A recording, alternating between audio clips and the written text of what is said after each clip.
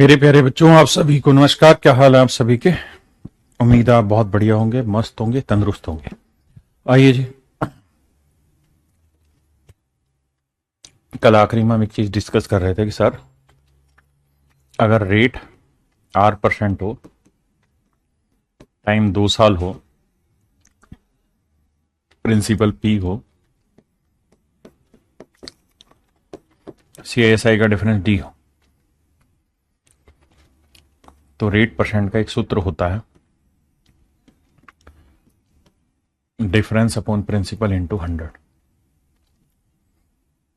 उम्मीद है आपको याद होगा।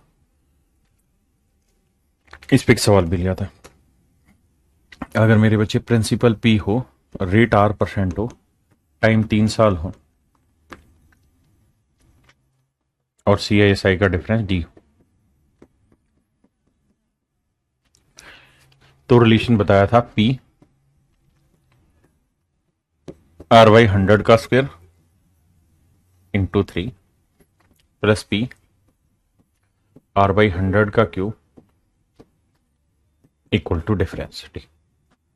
हाँ जी, हम कुछ कॉमन भी लें यहां से तो आप देखेंगे P R/100 का स्क्वायर कॉमन आ जाएगा, यहां बचेगा 3 और यहां बचेगा R/100 D। तो R/100 का स्क्वायर ये आएगा मेरे बच्चे 100, ये आएगा 300 जमा R, तो ये डिफरेंस अपॉन प्रिंसिपल,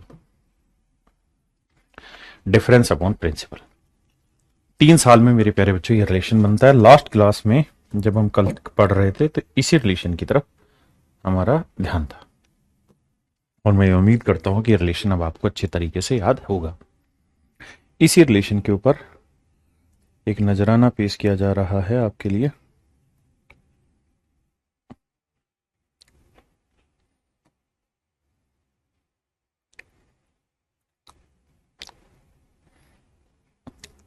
आइए करिए मेरे भाई।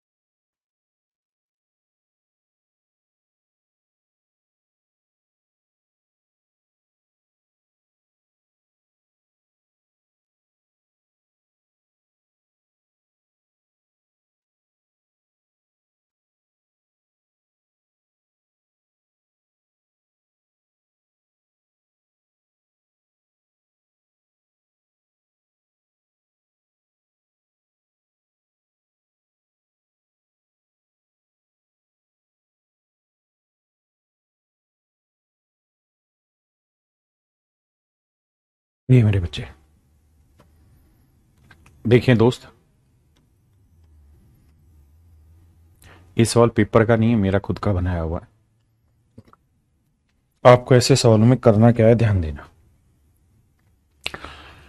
अगर मेरे बच्चे टाइम 3 साल है तो 3 साल का फार्मूला आपने पढ़ा था, क्या था? R/100 का square into 300 plus R upon 100 equal to difference upon principal. लेकिन मेरे दोस्त, समस्या ये है यहां पे कि इस फार्मूले का यूज करके आप सवाल नहीं सोल्व कर पाएंगे। कारण क्या है कि क्यूबिक इक्वेशन बन जाती है। जब आर को आर से करते हो तो क्यूबिक इक्वेशन बन जाती है और क्यूबिक इक्वेशन सोल्व करनी क्वाइट डिफिकल्ट होती है किसी भी सवाल में, तो इसका यूज नहीं कर पाओगे आप सवाल में। मेरा कहने का मतलब बस इतना है, बाकी सब चलेगा। अगर आप रखना भी चाहें तो भाई डिफरेंस आ जाएगा आपका 1500, प्रिंसिपल है भैया 32,720। अब कर लो जी सोल्व। अब कैसे निकाले इतनी बड़ी इक्वेशन को, सोल्व ही नहीं हो रही होगी। तो मेरे बच्चे, एग्जाम में ऐसे सवाल को क्या किया जाए, एग्जाम में ऐसे क्वेश्चन को फिर कैसे सोल्व करें? देखिए, 2 साल तक का था तब तक तो वो फार्मूला ठीक था, लेकिन जब बात 3 साल की आई तो वहां दिक्कत आई। तो कैसे किया जाए? तो तरीका मेरे दोस्त ये है फिर इस सवाल को करने का कि आप ऑप्शन से चले जाइए, सवाल को ऑप्शन से सोल्व करिए, या फिर एक तरीका बता रहा हूं, वो महज एक तुक्केबाजी है। सबसे आसान तरीका तो ऑप्शन से ही जाने का होगा कि प्रिंसिपल है 30,720 और सीआईएसआई का डिफरेंस है 1500। इसका ले लो रेशियो, रेशियो लोगे 0 से 0 कटा है ना।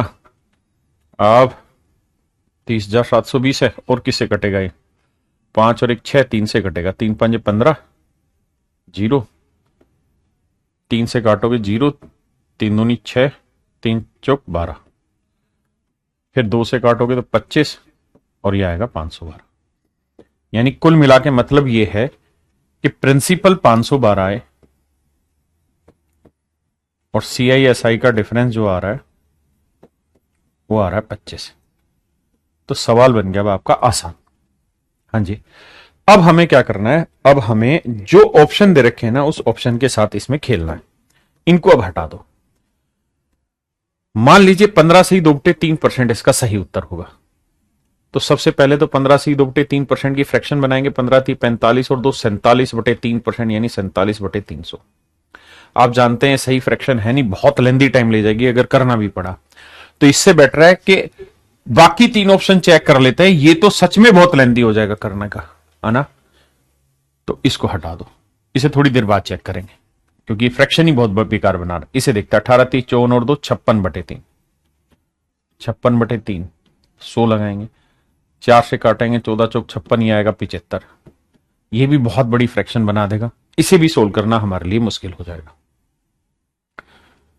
अब आते हैं 16 से 2/3% की फ्रैक्शन 1/6। इसको सोल्व कर सकते हैं तो 1/6 में लिख लेंगे 1 6 6 6 36 36 36 और 36 का 6 गुना 216, यानी प्रिंसिपल 216 होगा तो सीआईएसआई का डिफरेंस होगा 6 6 6 18 और 1 19, यानी ये 216 होगा तो ये 19 होगा।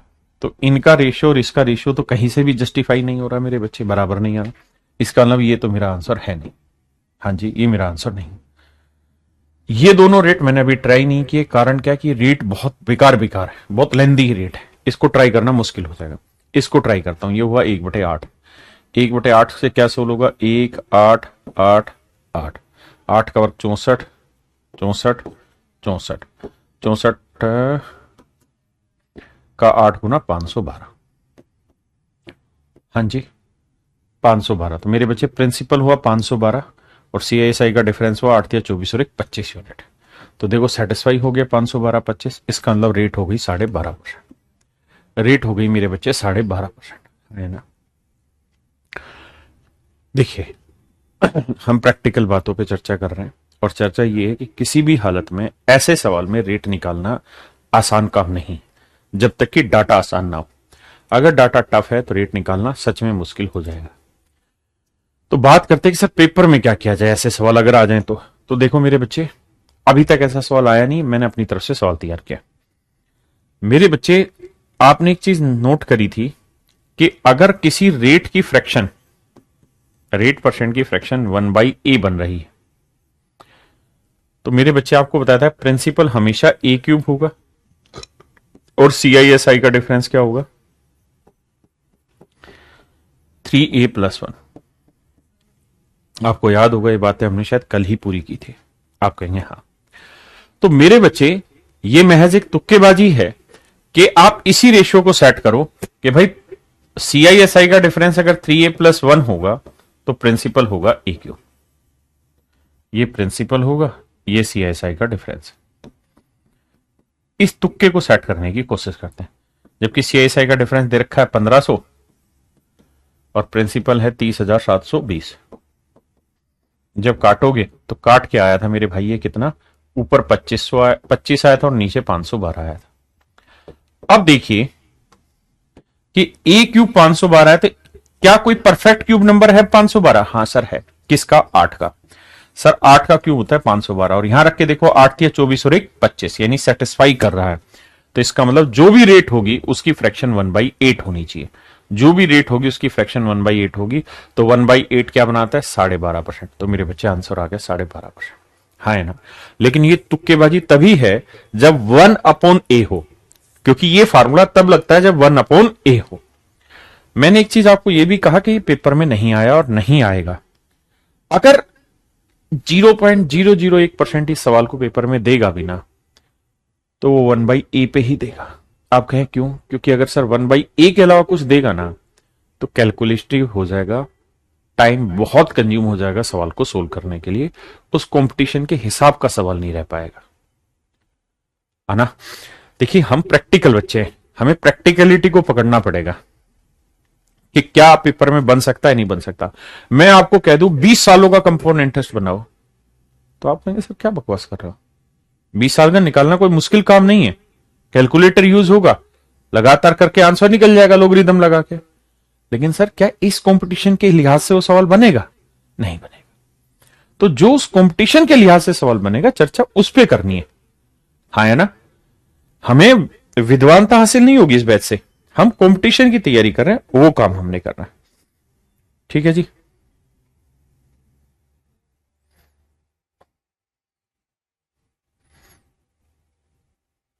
आइए मेरे बच्चे,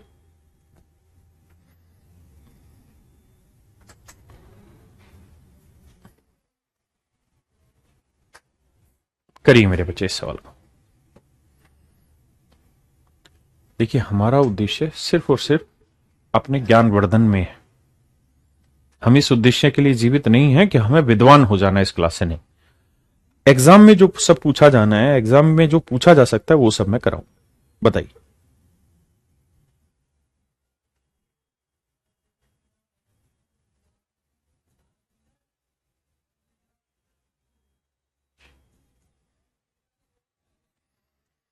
आइए मेरे बच्चे, एक भाई कह रहे 1/8 का 12.5% कैसा है? मेरे भाई 1/8 अगर किसी रेट की फ्रैक्शन है, परसेंटेज बनाना है तो 100 से गुना कर दो यार। 4 दूनी 8, 4 2500, 25/2% आया। 25/2% क्या होता है? 12.5% ही तो था। इसका मतलब आप बेसिक फ्रैक्शन की जो क्लास है, जो शुरुआत में हुई थी, उसको रिवाइज नहीं कर रहे। ये बड़े दुख की बात है। आइए मेरे भाई, कहता है 225 का घन 2 वर्षों में 256 हो जाता है। इससे पहले एक सवाल का जवाब दो। अगर मेरे बच्चे मैं आपको कहूं कि रेट है 16 से ही 2/3%, 16 से ही 2/3%। अच्छा उससे पहले बताओ, रेट जो होती है, रेट परसेंट जिसे हम कहते हैं, दर प्रतिशत, इसकी परिभाषा क्या है? इसकी परिभाषा क्या है? तो इसकी परिभाषा है 100 रुपए पर 1 साल में लगा ब्याज।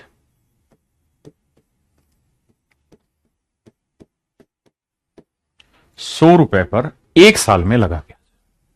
100 रुपए पर 1 साल में लगा ब्याज। हाँ जी, 100 रुपए पर 1 साल में लगा ब्याज। 100 रुपए पर 1 साल में लगा ब्याज मेरे प्यारे बच्चों क्या कहलाता है? रेट परसेंट कहलाता है। हाँ जी। तो मेरे बच्चों अगर मैं कहूं कि रेट जो है वो 16 से 2/3% है, यानी इसकी फ्रैक्शन बनी 1/6, तो मुझे बताओ 2 साल बाद, 2 वर्ष के बाद प्रिंसिपल और अमाउंट का रेशियो क्या हो जाएगा? तो आप कहेंगे सर देखो, पहले साल 6 से 7 होगा क्योंकि ब्याज लग रहा है, दूसरे साल फिर 6 से 7 होगा।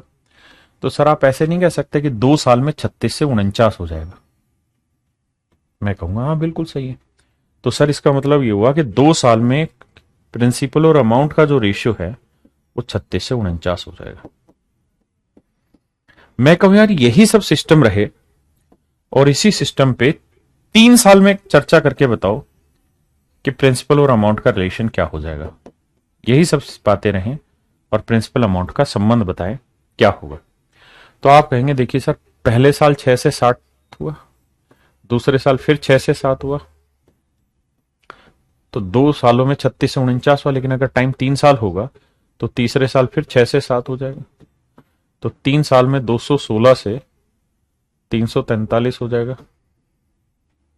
216 से 343 हो जाएगा। हाँ जी बिल्कुल सही है। और अगर ऐसा है मेरे बच्चे तो हम ये कहेंगे कि भाई 3 साल में कोई धन 216 से 343 हो। बिल्कुल ठीक है। अब मैं बात पलट दे रहा हूं और अब मैं पलट के कुछ और पूछ रहा हूं। अब मैं आपसे ये जानना चाह रहा हूं कि अगर 2 साल में एक सर्टेन रेट से कोई प्रिंसिपल 36 से अमाउंट हो जाता है 49, तो रेट बताइए क्या होगी, रेट बताइए। तो मेरे बच्चे रेट होती 1 साल में लगा ब्याज, ये है 2 साल का इंटरेस्ट, वो भी कंपाउंड। तो आपको पता रेट की फ्रैक्शन अगर ए बाई बी है, या मतलब सोल्व करके ऐसी तो बना कि भाई ए से कोई धन पहले साल बी हो गया, अगले साल फिर ए से बी हो गया, तो 2 साल में ए स्क्र से बी स्क्र हो गया, माफ करना ऐसी तो बनाते हो। तो अगर 2 साल है तो ये चीज बेसिकली ए स्क्र और बी स्क्र को डिनोट कर रही है। अगर आप पहले साल पे जाना चाहते हो तो इसका स्क्वायर रूट कर दो, तो आ जाएगा ए इज टू बी। अगर 3 साल में जाओगी तो A cube is to B cube हो जाएगा, 1 साल के लिए क्यूब रूट कर दो। अगर 4 साल है तो 1 साल के लिए 4th रूट कर दो, 5 साल है तो 1 साल के लिए 5th रूट कर दो, 6 साल है तो 1 साल के लिए 6th रूट कर दो। यानी सिंपल प्रोसेस लगना। तो सर प्रोसेस यही है, तो इसका स्क्वायर रूट, तो 36 का वर्गमूल 6 और 49 का वर्गमूल 7। तो 1 साल में 6 से 7 हुआ, तो 1 का ब्याज 6 पे, तो 100 पे कितना, तो आंसर हुआ 16 से 2/3%। यहां 3 साल में 216 से 43 हुआ, तो 1 साल के लिए क्यूब रूट बैठाना पड़ेगा। तो 6 से कितना हो जाएगा मेरे बच्चे 7, तो 6 से 7 यानी 1 रुपये ब्याज, तो 1 का ब्याज 6 पे, तो 100 पे कितना, तो आंसर होगा मेरे बच्चे 16 से 2/3%। हाँ जी मेरे बच्चों आंसर होगा 16 से 2/3%। बात समझे कि नहीं? बिल्कुल सही। अब इस सवाल पे चर्चा करिए।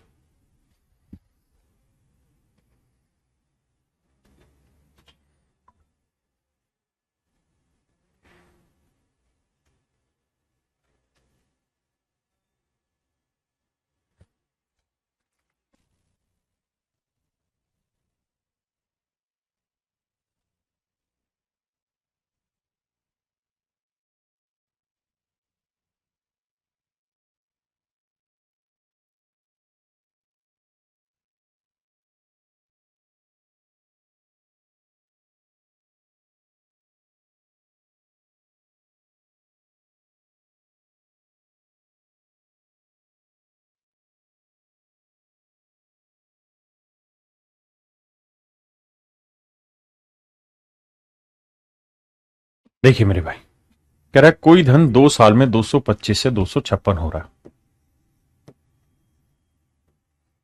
2 साल में 225 से 256 हो रहा है।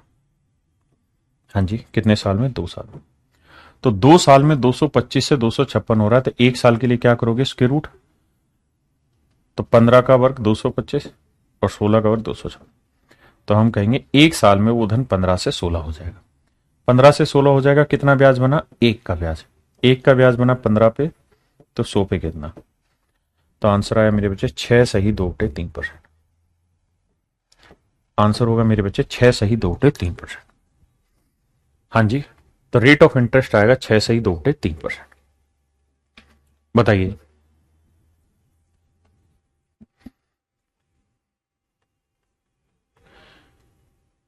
क्यूब रूट 9 हो तो कैसे करेंगे? मेरे पास एक क्वेश्चन है, बता रहा हूं, थोड़ी देर रुक जा।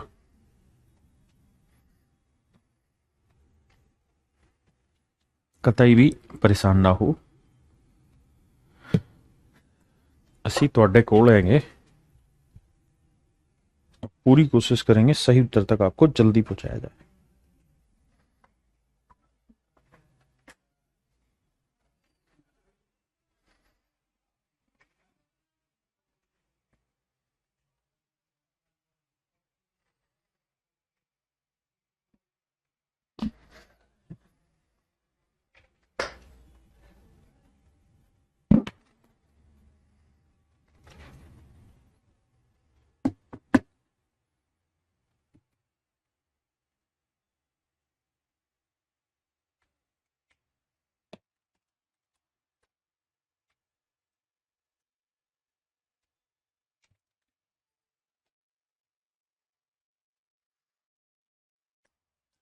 आइए मेरे बच्चे,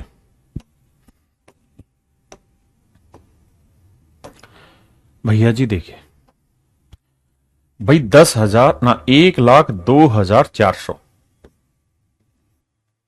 से कोई धन 3 साल में 1,45,800 हो रहा है मेरे बच्चों।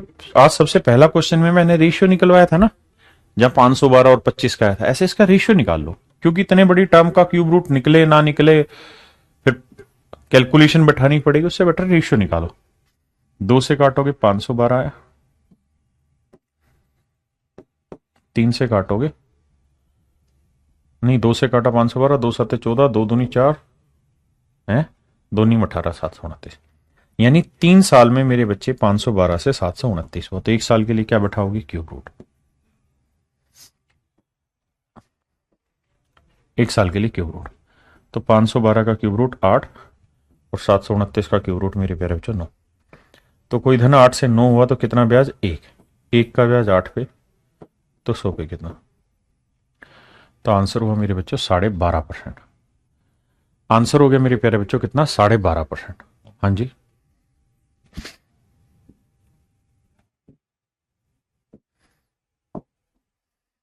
करिए मेरे बच्चे।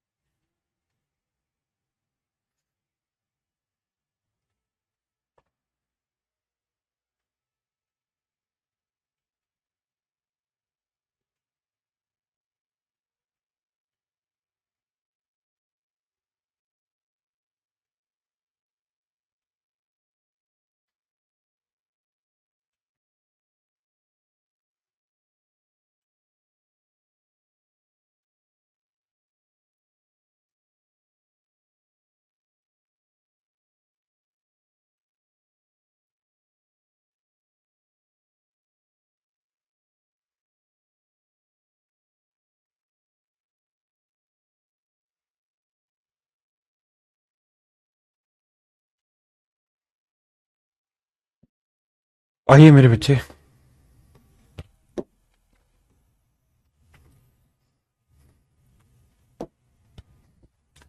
कहता है कोई धन 3 साल में अपने आप का 8 गुना हो रहा है, मतलब 1 से 8 हो गया 3 साल में। तो 1 साल के लिए क्या करो मेरे बच्चे, क्यूब रूट। 1 साल के लिए क्या करो, क्यूब रूट। तो भाई 1 से कितना हो गया, 2, और 1 से कोई धन 2 हो गया तो ब्याज कितना बना, 1। तो 1 का ब्याज 1 पे मतलब 100%। तो रेट ऑफ इंटरेस्ट होगी मेरे बच्चे कितनी, मेरे बच्चों 100%। आइए, कहता जी कोई धन 2 सालों में 2304 रुपए से 2500 हो गया, तो रेशियो निकालो। 4 से काटोगे, 4 6 24 नहीं जाएगा, 4 5 20, 4 7 28, 4 6 24, 576। ये 625 सबको पता ही है। कितने सालों में हुआ मेरे भाई, 2 सालों में, इन 2 ईयर्स। ये कहानी 2 सालों में, तो 1 साल के लिए क्या करोगे, स्क्वायर रूट करो जरा।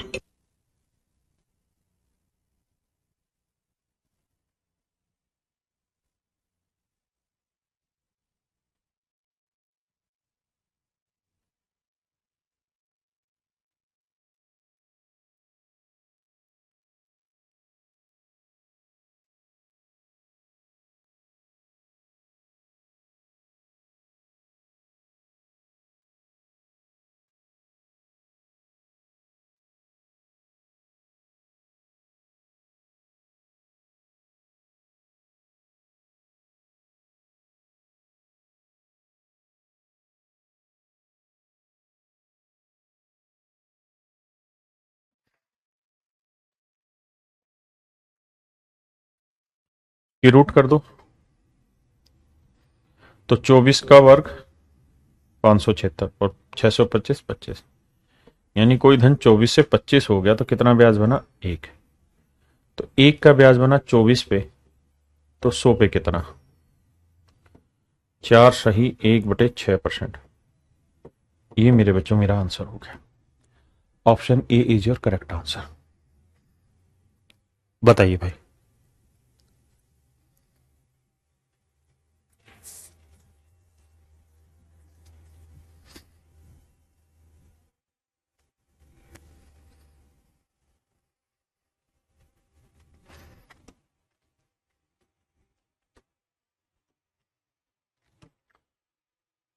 आइए मेरे बच्चे, कह रहा 32,000 रुपए का कोई धन है, 32,000 रुपए का कोई धन है, 9 महीने में उस पर 5,044 रुपए बनता है ब्याज। तो 32,000 में 5,044 ब्याज का जोड़ोगे तो ये बन जाएगा 37,044।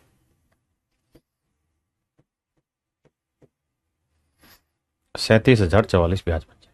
कितने महीने में? 9 महीने में। लेकिन हम कैलकुलेट कैसे कर रहे हैं? हम क्वार्टरली कैलकुलेट कर रहे हैं, यानी हर 3 महीने में कैलकुलेट कर रहे हैं। तो मेरे बच्चे ये बताओ, अगर आप हर क्वार्टर में इंटरेस्ट कैलकुलेट कर रहे हैं तो 9 महीने में कितने क्वार्टर हो गए? तो आप कहेंगे 3 क्वार्टर। तो इसका मतलब ये सारी कहानी 3 क्वार्टर की, ये सारी कहानी 3 क्वार्टर की। रेशियो निकाल लो, रेशियो निकाल ही लेंगे। 4 8 32, 8,000 और 4 से इसे काटोगे तो ये आएगा 9,261। दूसरा 4 से क्यों काटा? तो मैंने इंट्रो में एक वीडियो डाली है डिविजिबिलिटी की, वहां आपने देखा होगा अगर आखिरी 2 अंक 4 से भाग हो गए तो समझो संख्या भी 4 से भाग हो रही होती है। अब ये 3 क्वार्टर में ऐसा हुआ है तो 1 क्वार्टर के लिए क्यूब रूट, 1 क्वार्टर के लिए क्यूब रूट। तो 8,000 का क्यूब रूट 20 और 9,261 का क्यूब रूट 21। और मैं इसके लिए पहले ही आपसे चर्चा कर चुका हूं कि भाई 1 से 30 तक के क्यूब मुझे कुछ ना कुछ वक्त के बाद आपकी जरूरत होगी याद करने की, और वही वक्त अब आ गया है कंपाउंड इंटरेस्ट का। तो इसमें ढीले मत पड़िए, वो याद रख लीजिए यार, काम आएंगी वो चीजें। तो 1 क्वार्टर में 20 से 21 तो कितना ब्याज बना? 1 का ब्याज 20 पे तो 100 पे कितना? तो आंसर आया मेरे भाई 5% पर क्वार्टर।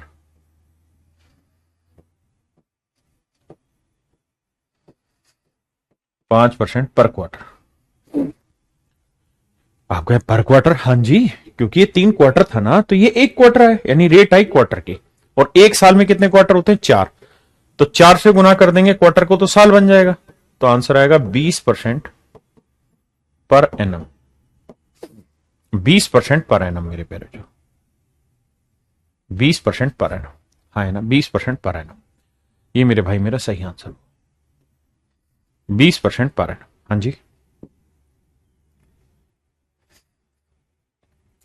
अच्छा एक बात बताइए, आपने ये सवाल किया था, यहां सवाल ने डायरेक्ट लिख दिया था कोई धन 3 साल में 8 गुना हो रहा है, कोई धन 3 साल में 8 गुना हो रहा है। लेकिन अगर मैं ये बात ऐसे ना कह के ऐसे कहूं कि कोई धन 3 साल में 20 से 160 हो गया, रेट बताओ, तो आप क्या करते? पहले इसका रेशियो निकालते,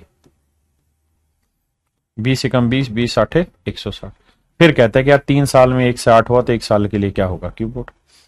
अब समस्या यही है मेरे बच्चे कि बहुत सारे सवालों में तो मजेदार बात होती है कि वो सीधा कह देता है कि 5 गुना हो गया, 8 गुना हो गया, 100 गुना हो गया, 10 गुना हो गया। लेकिन बहुत सारे सवालों में ये बात छिपा के कहता है, और जब छिपा के कहेगा ना तो आपको ये निकालना होगा कि वो कितना गुना हो रहा है, यानी कितना रेशियो बन रहा है। अल्टीमेट एम ये है कि इन दोनों का आपके पास रेशियो आ जाए, क्योंकि रेशियो निकालोगे तो आप रेट निकाल पाओगे। अच्छा मुझे एक बात बताओ, मैं ये कह रहा हूं कि कोई धन 2 साल में 25 से 36 हो रहा है, तो मुझे रेट ऑफ इंटरेस्ट निकाल के बताइए क्या होगी। अगर कोई धन 2 साल में 25 से 36 हो रहा है बाबू, तो रेट ऑफ इंटरेस्ट बताइए क्या होगा।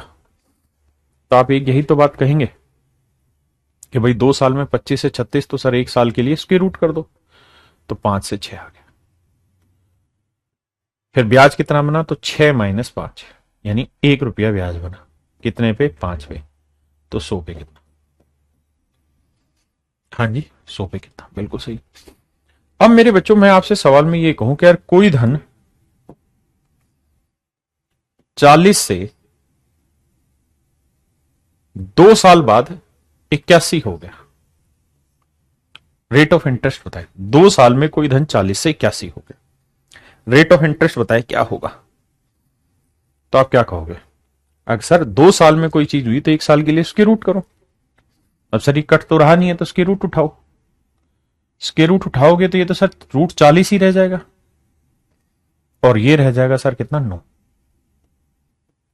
तो स्क्वायर रूट निकालने का जो भी वैल्यू आई, फिर हम ये देखते हैं कि इंटरेस्ट कितना बना। तो इंटरेस्ट निकालने का तरीका 6 में से 5 घटा के 1, तो 9 में से रूट 40 घटाते, तो 9 माइनस रूट 40, ये आया मेरे बच्चे इंटरेस्ट।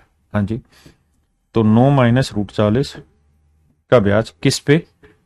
भाई ये जो इंटरेस्ट आया है किस पे लगता है? 5 पे, यानी रूट 40 पे। तो 100 पे कितना? तो कुल मिला के मेरे बच्चे यही तो हुई आपकी रेट परसेंट, यही तो हुई मेरे दोस्तों रेट परसेंट। हाँ है ना? अब आप कहे जी हाँ तो रूट 40 का निकलेगा ही नहीं वर्गमूल, तो नहीं निकला तो क्या करें? नहीं निकला तो वैसा ही रह जाएगा जैसा है, इसमें क्या घबराना। अगर निकल सकता तो निकालते, नहीं निकल रहा तो नहीं निकालेंगे, क्या हो इसमें। मैं आपको कहूं कि कोई धन 3 साल में ए से बी हो रहा है, in 3 year a certain sum of money becomes A to B, A से बी बन गई, तो रेट ऑफ इंटरेस्ट बताइए मेरे बाबू। ए से बी हो गई तो रेट ऑफ इंटरेस्ट निकाल के बताइए क्या होगा, बताइए बाबू।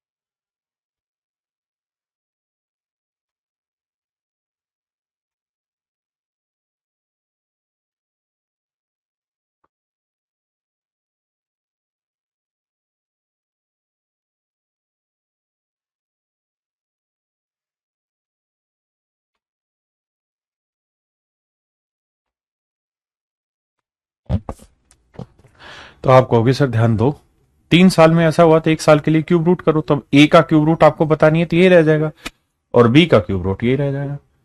अब सर ये देखिए 1 साल में इतना हुआ तो इंटरेस्ट कितना बना, तो इसमें से घटाएंगे cube root B minus cube root A. तो मेरे बच्चों cube root B minus cube root A बटे कर देंगे क्यूब रूट ए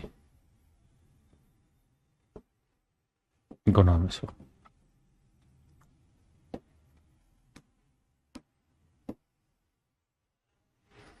ये बन जाएगी मेरे बच्चे रेट ऑफ इंटरेस्ट, ये बन जाएगी रेट ऑफ इंटरेस्ट, हाँ है ना? ये बन जाएगी मेरे बच्चे रेट ऑफ इंटरेस्ट, हाँ जी। अब इसी तर्ज पर आगे हम चल रहे हैं।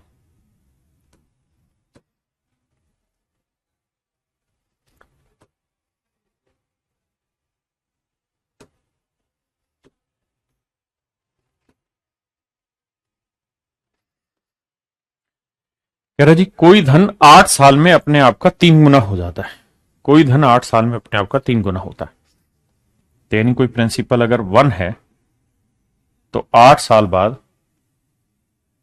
8 साल में ही अपने आप का 3 गुना हो जाएगा, मतलब कितना हो जाएगा मेरे बच्चे? 3। अगले 8 साल में फिर 3 गुना हो जाएगा, 9 गुना हो जाएगा, फिर अगले 8 साल में फिर 3 गुना हो जाएगा मेरे भाई, तो 9 का 3 गुना 27। अगले 8 साल में फिर 3 गुना हो जाएगा, तो 27 का 3 गुना 81, और इसी तरह गुना होता रहेगा। कंपाउंड इंटरेस्ट में कोई चीज लगातार चलती रहती है, यानी 8 साल बाद 3 गुना हो रही है तो अगले 8 साल में भी 3 गुना, उससे अगले 8 साल में भी 3 गुना, उससे अगले 8 साल में भी 3 गुना ही होती रही। तो बेसिक फंडा यह है कि 3 की पावर 1 बनने में लगा 8 साल, 9 को लिखते हैं 3 की पावर 2, तो 2 पावर बनने में कितने लगे? 8 और 8 16 साल। 27 को लिखते हैं 3 की पावर 3, तो 3 पावर बनने में कितने लगे? 8 8 16 और 8 24 साल। हाँ जी। तो सवाल में कह रहा है 243 गुना कितने साल में बनेगा? 243 गुना। तो मेरे बच्चे 243 को हम लिखते हैं 3 की पावर 5, और हम जानते हैं कि 1 पावर बनने में 8 साल लगते हैं, तो 5 पावर बनने में कितने लगेंगे? 5 8 40 साल, 5 8 40 साल, यानी 40 साल बाद ये धन अपने आप का 243 गुना हो जाएगा। हाँ जी, आइए आगे।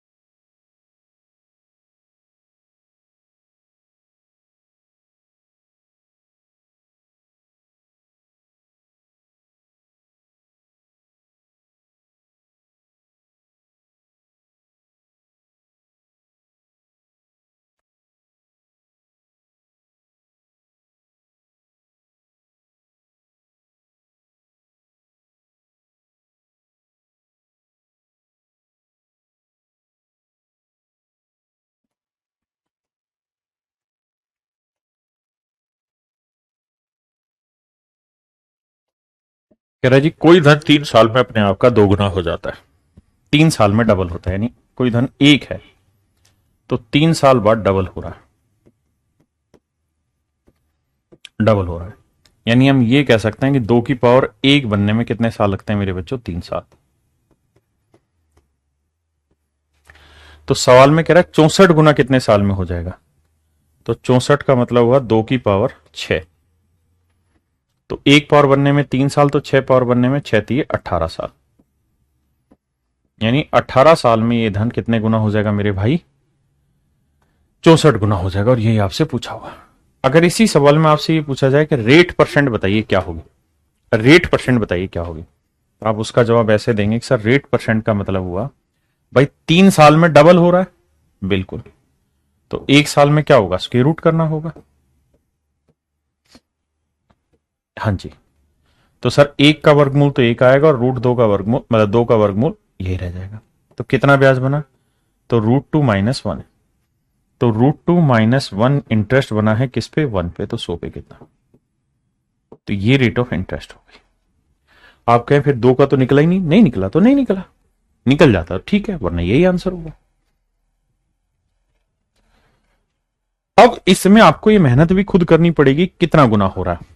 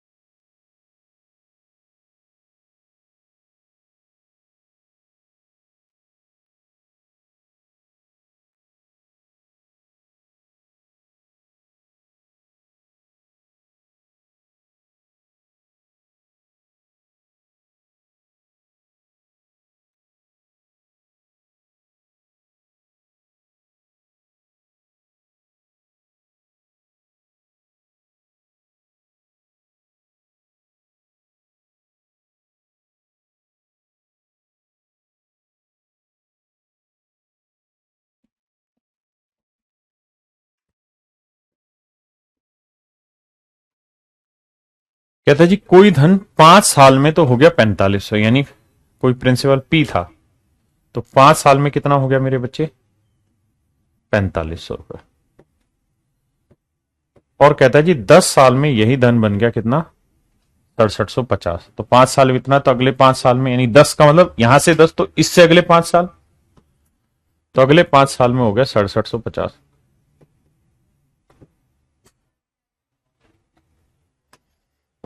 तो मेरे बच्चे एक बात बताओ, 4500 से कोई धन 6750 हो गया, कोई धन 4500 से 6750 हो गया, तो 0 से 0 कट गया, बिल्कुल। 5 से काटेंगे, 5 नहीं 45, 0। 5 से काटेंगे, 5 से कम 5, है ना, 5 3 15, 5 5 25। अब 45 दूनी 90, 45 थी 135, यानी इनका रेशियो आया मेरे बच्चे कट पिट के 2:3। हाँ है ना, 2:3। इसका मतलब जानते हो क्या हुआ? इसका मतलब ये हुआ कि ये धन हर 5 साल में 3/2 गुना हो रहा है। भाई 2 से 3 होने का मतलब यही तो हुआ कि 3/2 गुना हो रहा है, यानी ये प्रिंसिपल हर 5 साल में 3/2 गुना होगा। भाई 4500 से 6750 हो गया 5 साल में, तो इसका मतलब यही तो हुआ 3/2 गुना हुआ। तो प्रिंसिपल अगर पी है तो 5 साल में 3/2 गुना हुआ, और 3/2 गुना हो गया, बन कितना गया? 4500। तो 3 से काटेंगे 1500, तो प्रिंसिपल कितना हुआ? 3000। इसका मतलब सच में मूलधन था 3000। कितना था? 3000। हाँ जी। अच्छा, अगर मैं आपसे ये पूछूं कि कोई धन 5 साल में 2 से 3 हुआ, तो रेट ऑफ इंटरेस्ट बताओ, तो आप कहें कितने साल में? 5 साल में। तो 1 साल के लिए क्या करोगे? Fifth root. क्या करोगे? Fifth root. तो कितना ब्याज बना? तो फिफ्थ रूट 3 - फिफ्थ रूट 2, इतना ब्याज बन गया। तो fifth root 3 minus fifth root 2, किस पे इंटरेस्ट है ये, इस पे। तो 100 पे ये बना मेरे भाई इंटरेस्ट, है ना। ये मेरे दोस्तों आपका बन गया ब्याज, रेट ऑफ इंटरेस्ट। अब ये सोल्व नहीं होगा तो इसमें मेरी गलती थोड़ी है, ये आपकी गलती थोड़ी है, जैसा वैसा करेंगे।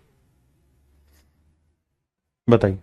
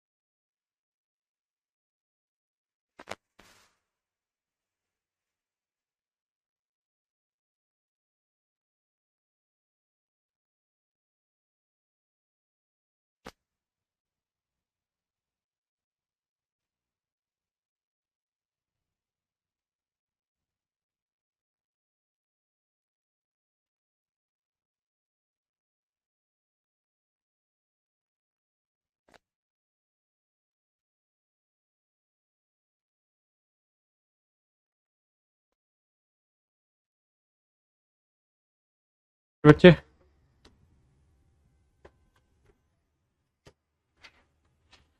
सवाल में कह रहा है क्या कि कोई धन 2 साल में 650 रुपए हो जाता है और 4 साल में इतना।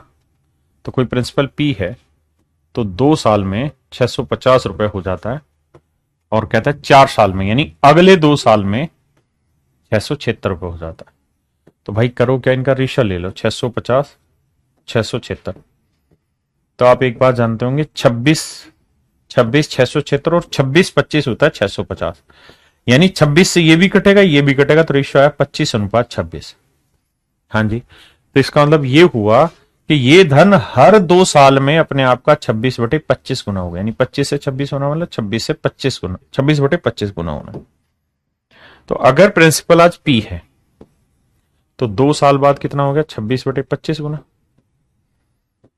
और वन कितना आ गया जी, 650। तो 26 को काटेंगे तो ये आएगा 25, और 25 25 हो जाएगा 625, यानी मूलधन हो जाएगा मेरे भाई 625। अगर मैं कहूं कि भाई 2 साल में 25 से 26 हो गया तो रेट बताओ, 2 साल में 25 से 26 हो रहा है तो रेट बताओ। तो उसके रूट, क्योंकि 1 साल के लिए तो 5 से रूट 26 आएगा। तो कितना ब्याज बना, रूट 26 माइनस 5। तो रूट 26 माइनस 5 भाग 5 से तो गुना 100। ये मेरे बच्चे मेरा आंसर। हाँ जी।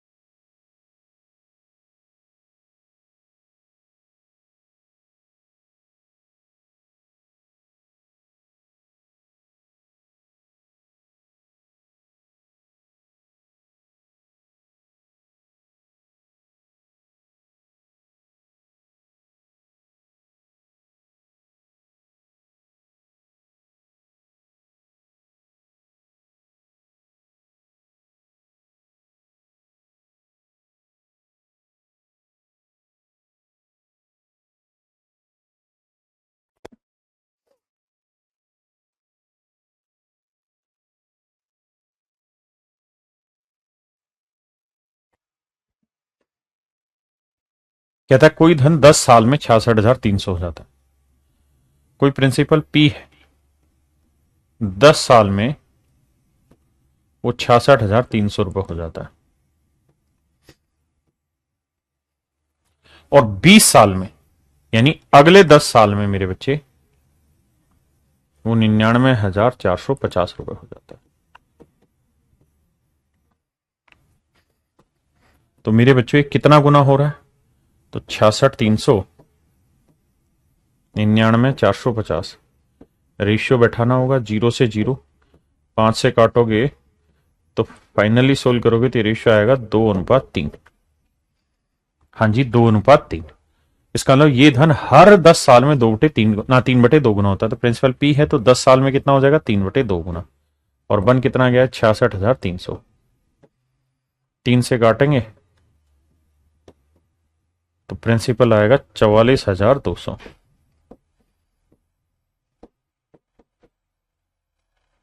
44,200 प्रिंसिपल आएगा मेरे बच्चे कितना? 44,200। अब मेरे बच्चे एक सवाल बताना आगे मुझे।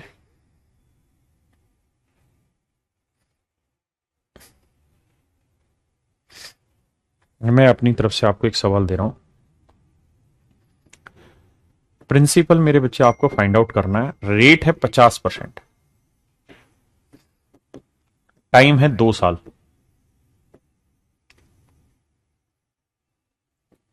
अमाउंट भी दे रखा है 8,000। प्रिंसिपल निकाल के बताइए क्या होगा। कंपाउंड इंटरेस्ट पे ये कहानी कैलकुलेट करके बताइए क्या होगा मेरे बच्चे।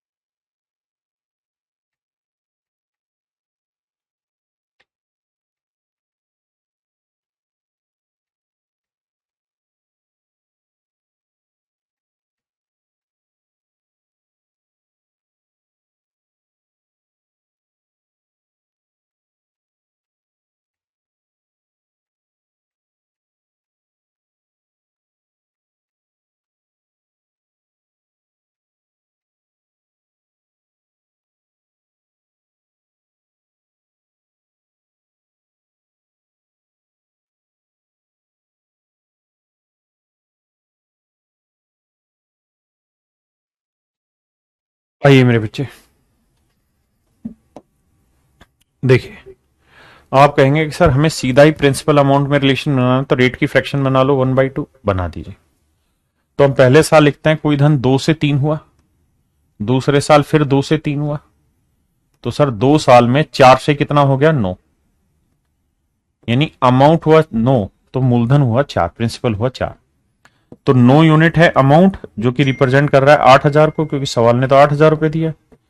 तो 1 यूनिट की वैल्यू आ गई मेरे बच्चे 8,000/9। 1 यूनिट की वैल्यू आ गई मेरे बच्चों 8,000/9, बिल्कुल सही है। तो 1 यूनिट की वैल्यू 8,000/9 है, तो मूलधन कितना है भाई? 4 यूनिट। तो 4 यूनिट की वैल्यू कितनी? गुना 4। तो आंसर आएगा 32,000/9। 32,000/9। यानी इसका मतलब ये हुआ मेरे बच्चे कि इस सवाल में मूलधन आएगा 32,000/9। 32,000/9। किसी भाई को कोई दिक्कत है यहां तक? नहीं। अब इस सवाल पे आंसर निकालिए, इस सवाल का उत्तर दो मेरे बच्चे।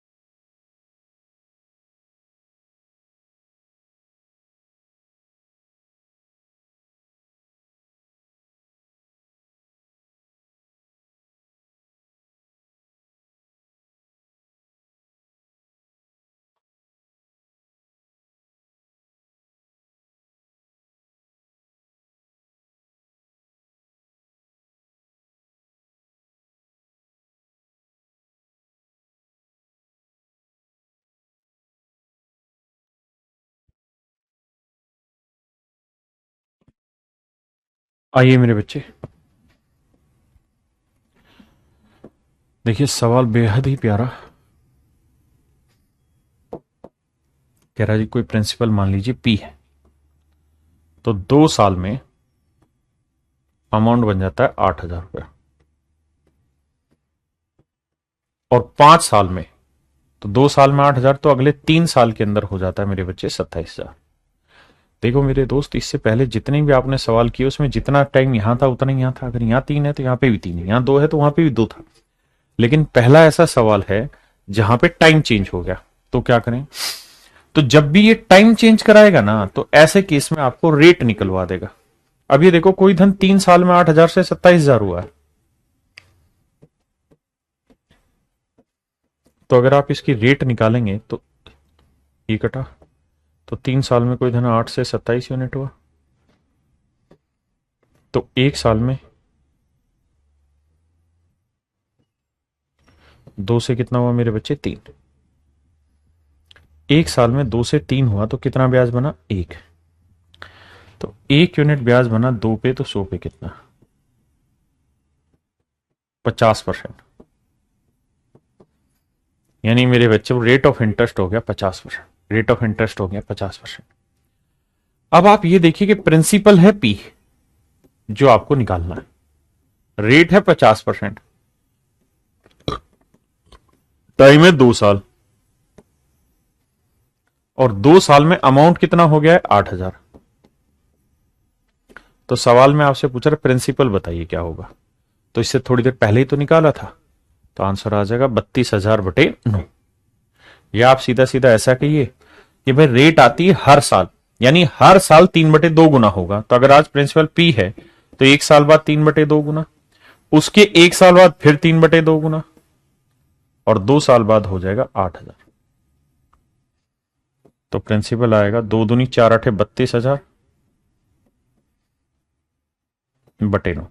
ये मेरा आंसर आ गया। ठीक है मेरे दोस्त, अब मैं कहानी आगे बढ़ाता हूं। पढ़िए मेरे बच्चे।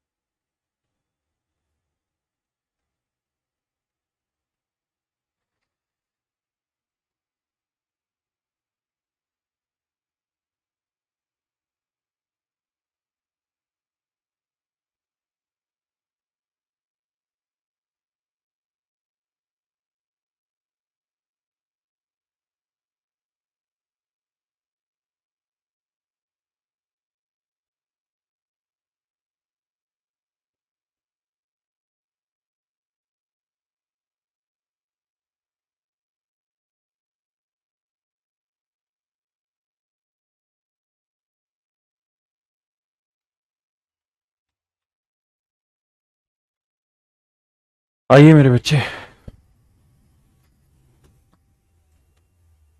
आपने सवाल तो पढ़ ही लिया होगा।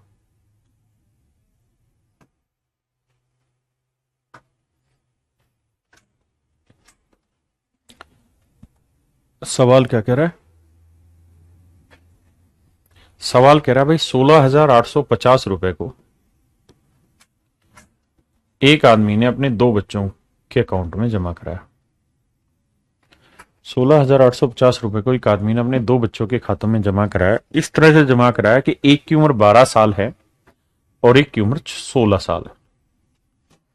तो एक 12 साल का लड़का है, एक 16 साल का लड़का है, और इस तरह से पैसा जमा कराया कि 120 साल की उम्र में दोनों को बराबर पैसा मिले, और रेट ऑफ इंटरेस्ट है 33.1/3%। तो छोटे बेटे का हिस्सा ज्ञात करें। देखो मेरे बच्चे, आपको एक फार्मूला याद रखना है। अमाउंट का एक सूत्र भी होता है, principal into principal into 1+r/100 raise to power time. मिश्र धन निकालने का एक सूत्र होता है क्या? मूलधन गुना 1 - r/100 की पावर टाइम। ये एक सूत्र होता है मिश्र धन निकालने का। हाँ जी। चक्रवृद्धि ब्याज निकालने का सूत्र होता है क्या?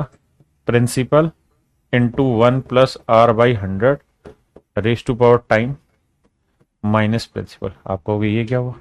तो सर ये फार्मूला है अमाउंट का और ये है प्रिंसिपल, और अमाउंट में से प्रिंसिपल घटा दोगे तो क्या आ जाएगा? CI। आपने कहा बिल्कुल ठीक है। तो मेरे बच्चे मैं आपको कहना ये चाह रहा हूं कि बेटे अगर मान लीजिए मैं आपको कहूं कि रेट 33 से 1/3% है, तो आप इसे लिखोगे अमाउंट प्रिंसिपल इंटू 1+r की वैल्यू 33 से 1/3/100 की पावर टाइम। जब इसे सोल्व करोगे ना तो यही तो आएगा 33×3=99 और 100/3/100 की पावर टाइम। 100 से 100 कटा 1+1/3, 3×3 और 4/3। समझ रहे ना? तो principal into 4/3 raise to power time. आप कहें बता क्या रहे हो? तो मेरे भाई मैं ये बताना चाह रहा हूं कि जरूरी नहीं है कि आप रेट लिखें फिर 100 से काटे इतना सब लफड़ा उठाएं। अगर आपको इस रेट की फ्रैक्शन पता है ना सीधी, तो सीधी फ्रैक्शन लिख दो, क्योंकि 33 से 1/3% का मतलब यही है 33 से 1/3/100। हाँ जी, यानी बहुत बार इस फार्मूले की जगह अगर हम चाहें तो सिंपल R% भी लिख देंगे तो भी एक ही बात है। R% भी लिख दें तो भी सही मतलब है, R/100। हाँ है ना? और उसकी फ्रैक्शन आपको पता ही है 1/3, तो सीधी 1/3 लिख देना है। किसी भाई ने कोई लोड आएगा नहीं। अब मेरे बच्चे कहता है 16,850 रुपए को एक आदमी ने अपने 2 बच्चों के बैंक खातों में जमा किया। एक छोटा बेटा एक बड़ा बेटा। मान लेते हमने छोटे को ₹C प्रिंसिपल दिया और बड़े को हमने ₹B प्रिंसिपल दिया। लेकिन कहता है इस तरीके से पैसा बांटा है कि 120 साल की उम्र में दोनों को बराबर पैसा मिले। 120 साल की उम्र में दोनों को बराबर पैसा मिले। 120 साल की उम्र में दोनों को बराबर पैसा मिले।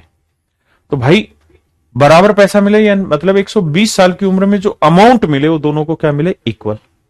तो भाई प्रिंसिपल क्या है? C 1+r/100 यानी R% raise to power time. Principal into 1+r% raise to power time, यही तो अमाउंट का सूत्र होता है। और बड़े वाले को ₹20 प्रिंसिपल दिया है तो 1+r% raise to power T. T का मतलब कितने साल के लिए वो ब्याज खाएगा। तो भाई ये बताओ अगर लड़के की उम्र 12 साल है तो 120 साल होने तक इसके पास कितना समय बचा? 108 साल। यानी इसे जो भी पैसा मिलेगा उस पर 108 साल ब्याज कमाएगा, और इसे जो भी पैसा मिलेगा ये उस पर कितने साल ब्याज कमाएगा? 104 साल ब्याज कमाएगा, क्योंकि 120 साल में पैसा मिलेगा तो 120 में 16 हो गया तो 104 साल हुआ। तो प्रिंसिपल है C, रेट है कितनी जी? 33 से 1/3% की 1/3, तो 1 जमा 1/3, और इसे ब्याज कितने साल मिलेगा? 108 साल।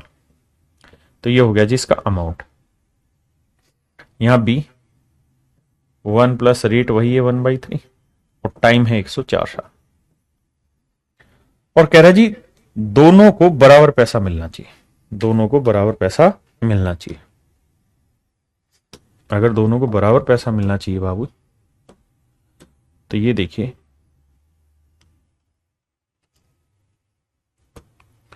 ये हो जाएगा C 3×3 4/3 की पावर 108, B 4/3 की पावर 104।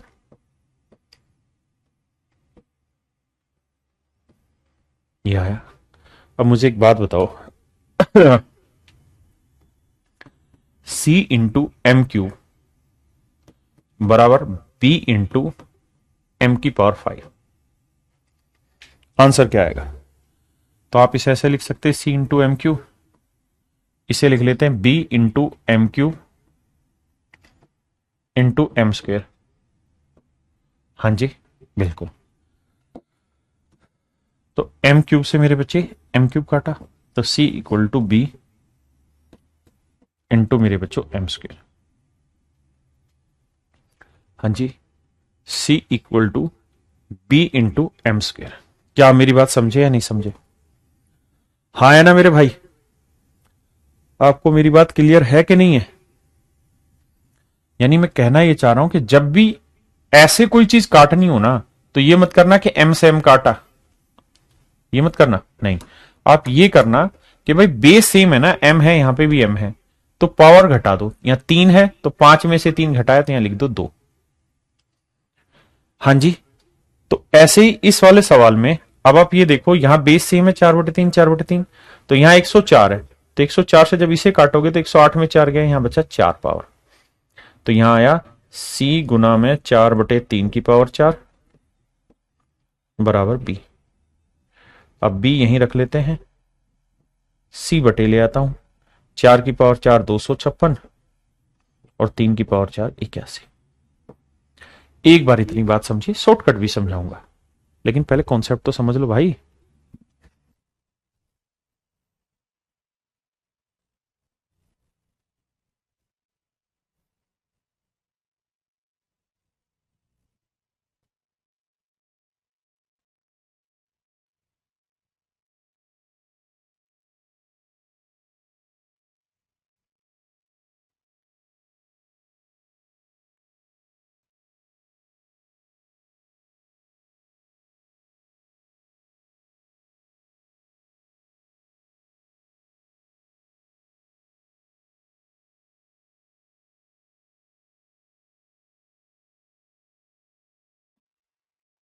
तो देखिए मेरे दोस्त, आपने सवाल को गौर से देखा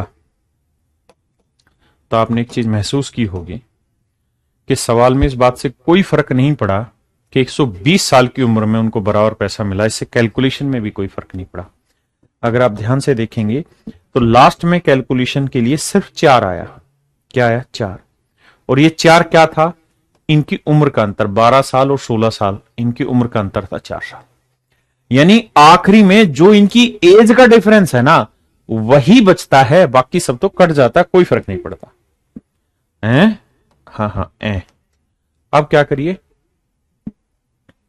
अब यहां से एक बात ध्यान रखिएगा कि जो भी रेट दे रखी है, जैसे रेट की फ्रैक्शन है 1/3, 33 1/3% की 1/3, तो छोटे वाले को हिस्सा देना है छोटा, और बड़े वाले को ऊपर वाला जोड़ के बड़ा, यानी बड़े को हिस्सा मिलेगा 4। यानी मेरे बच्चे, छोटे वाले का हिस्सा 3 यूनिट होगा तो बड़े वाले का हिस्सा बड़ा होगा 4 यूनिट। अब बस ये देखिए कि इनकी एज का डिफरेंस कितना है, तो 12 और 16 का डिफरेंस कितना है? 4 साल। तो यानी छोटे का हिस्सा होगा 3 की पावर 4, तो बड़े का हिस्सा होगा 4 की पावर 4। यानी ये जो पैसा बटेगा मेरे भाई, ये 81:256 में बटेगा। बस सिंपल, कोई इधर उधर की बात नहीं। जो उनकी एज का अंतर है वो पावर में लगा दो, दैट इज योर आंसर। अब मुझे निकालना कि छोटे को कितना पैसा मिला, तो भाई 16,850 रुपए है। इसे बांटेंगे 81 और बटे 81 और 256, 6 एक 7, 5 8 13, 2 एक 3, 337। 337 से काटेंगे 50, 50 से गुना करेंगे 0, 5 एकम 5, 5 8 40, 4050। यानी छोटे का हिस्सा हो गया 4050। हाँ जी।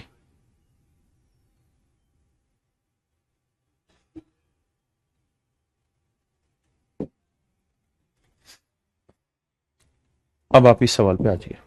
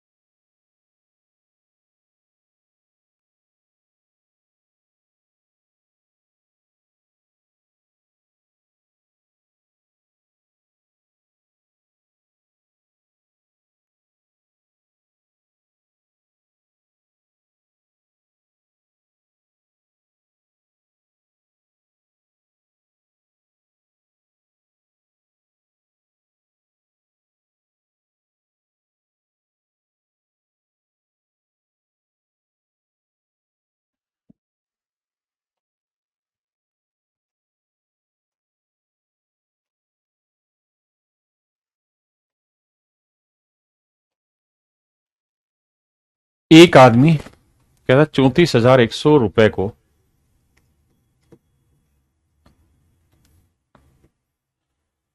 अपने दोनों बेटों के बैंक खाते में इस तरह जमा कराना चाहता है जिनकी आयु 10 साल और 13 साल है। तो छोटे की और बड़े की उम्र का डिफरेंस कितना है? 3 साल। 10 साल और 13 का 3 साल की 200 वर्ष की आयु में बराबर धन मिले। रेट ऑफ इंटरेस्ट कितना है? 20%। तो मेरे भाई 20% की फ्रैक्शन 1/5, यानी छोटे का हिस्सा छोटा तो बड़े का एक फालतू कितना? 6। यानी छोटे को 5 यूनिट मिलेगा तो भाई बड़े को मिलेगा 6 यूनिट। अब ये देखिए इनकी एज का डिफरेंस कितना है? 10 और 13 3 साल। तो बड़े को 5 की पावर 3, छोटे को 6 की पावर 3, यानी 125 और 216। इस अनुपात में पैसा बांटा जाएगा। तो 125 216 फिर 5 11 2 एक 3 एक 4 2 एक 3। तो भाई टोटल पैसा है 341 यूनिट, रिप्रेजेंट कर रहा है 34,100 को। तो 1 यूनिट की वैल्यू मेरे बच्चे 100। तो 125 यूनिट की वैल्यू 12,500 और 216 यूनिट की वैल्यू 21,600। हाँ जी, ये मेरा आंसर हुआ। तो कहता है छोटे बेटे का हिस्सा ज्ञात करें, तो छोटे का हिस्सा होगा 12,500। ऑप्शन किसी दूसरे सवाल के लगे, टेंशन फ्री रहेगा। हाँ है ना? बात समझ पाए मेरी? किसी भाई नु कोई लोड है गए थे? दसो यार मैनू, अगर कोई लोड हैगा तो दसो मैनू।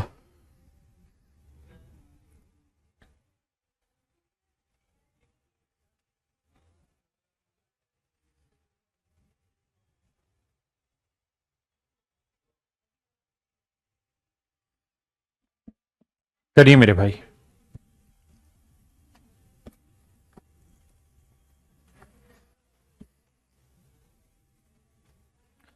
छोटे को 5 क्यों ही मिलेंगे? छोटे को हमेशा छोटा हिस्सा मिलेगा। क्यों? क्योंकि उसके पास ज्यादा समय है ब्याज कमाने का, और बड़े के पास कम समय है।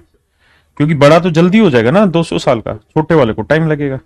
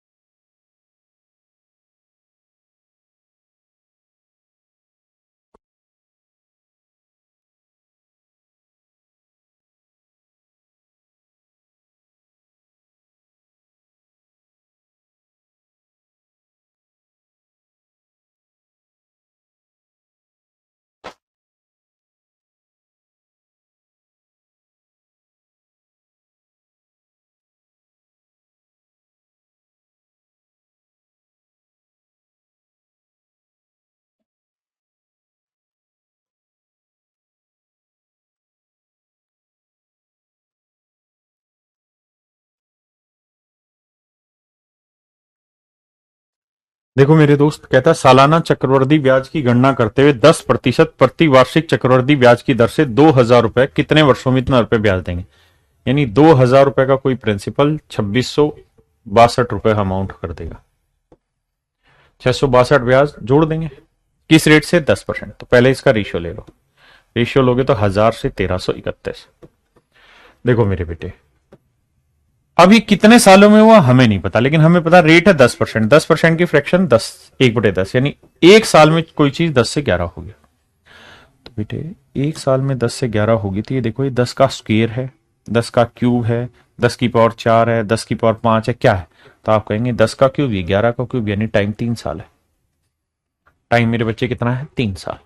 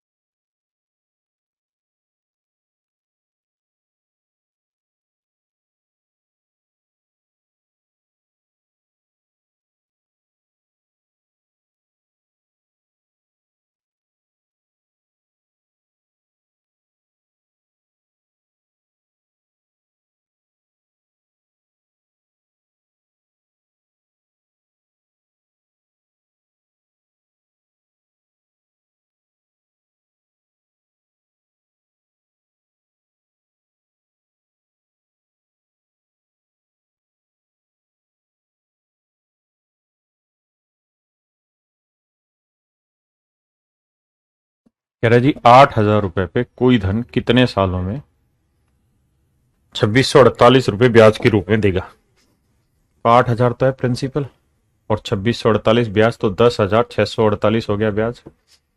8 8 64, 8 से ही कट रहा है तो 1000। 8 एकम 8, कितना बचा? 2 8 तिया 24, 8 तिया 24, 8 एकम 8। तो मेरे बच्चे रेट ऑफ इंटरेस्ट कितना है? 20%। हाँ जी, रेट ऑफ इंटरेस्ट क्या है? 20%। लेकिन मेरे बच्चे 20% के आगे कुछ नहीं लिखा, तो इसका मतलब 20% पर एनम है।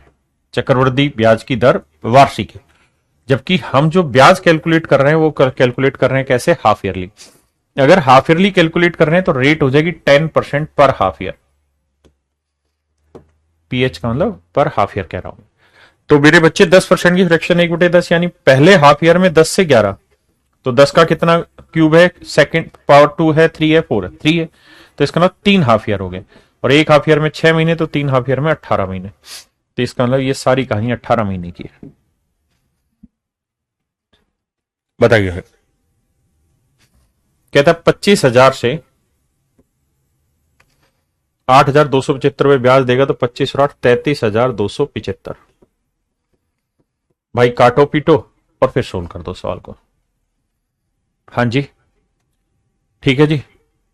10,648 क्यों आया? क्योंकि 8,000 प्रिंसिपल था, बाकी इंटरेस्ट, तो प्रिंसिपल प्लस इंटरेस्ट क्या हो जाएगा? अमाउंट। और हम हमेशा रेशियो किसका लेके चलते थे? प्रिंसिपल और अमाउंट का। ठीक है। किसी भाई ने कोई दिक्कत आएगी थे? नहीं। तो चलिए मेरे भाई,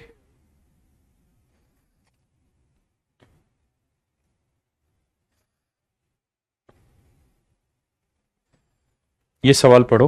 आज इसका डिटेल करा रहा हूं, ये 3 सवालों का। कल इनका सोट बताऊंगा आते ही आपको।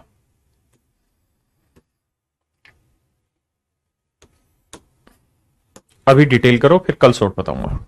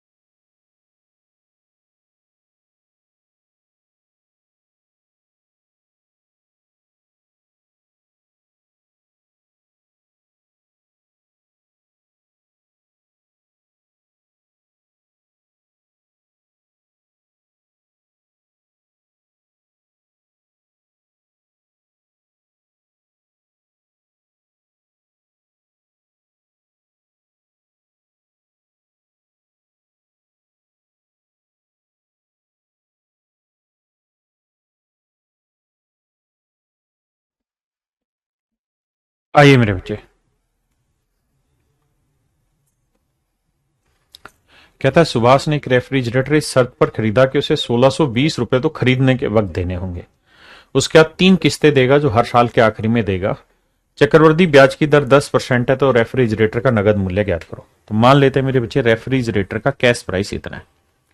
हाँ जी, मतलब इतना पैसा नगद है तो 2 और लेके निकल जाओ। नहीं है तो भैया 1620 रुपए तो कैश डाउन पेमेंट करनी पड़ेगी।